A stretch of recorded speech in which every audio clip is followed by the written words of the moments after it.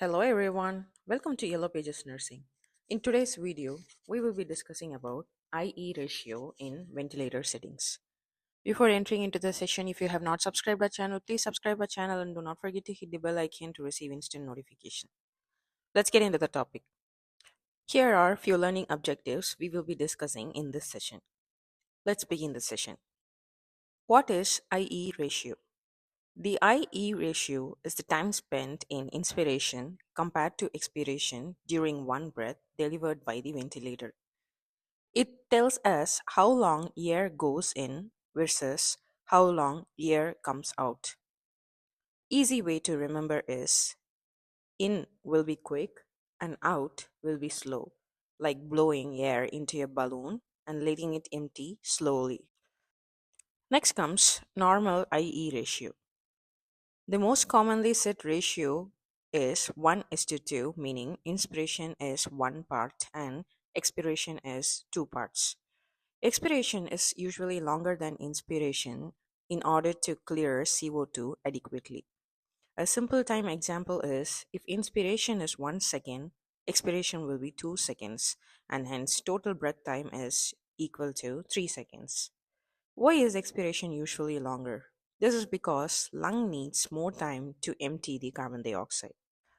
Extending the expiration time also prevents air trapping, which is nothing but incomplete exhalation causing air to remain in the lungs, and also prevents breath stacking, that is, new breaths start before old breaths finish, causing lung overinflation.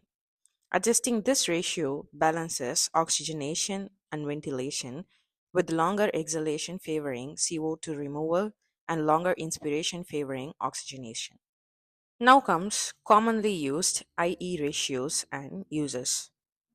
IE ratio in normal lungs is 1 is to 2, and the purpose is routine ventilation.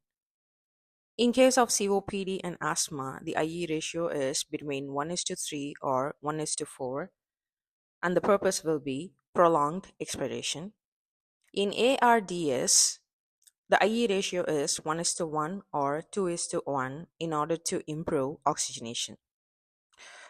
In case of chronic obstructive pulmonary disease and asthma, the problem is difficult expiration, and the solution will be increasing the expiratory time.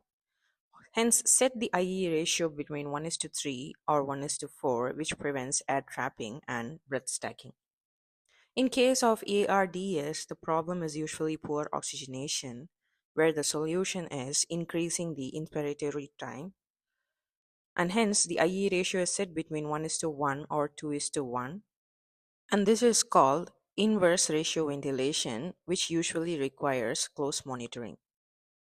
Next comes how nurses can recognize a wrong IE ratio by knowing the signs of air trapping, which includes rising peak airway pressure, hypotension, decreased saturation, and patient ventilator asynchrony. So here we go with IE ratio in ventilator settings. If you find this video useful, please like it, share it, and subscribe it, and do not forget to hit the bell icon to receive instant notifications. Thanks for watching and have a nice day.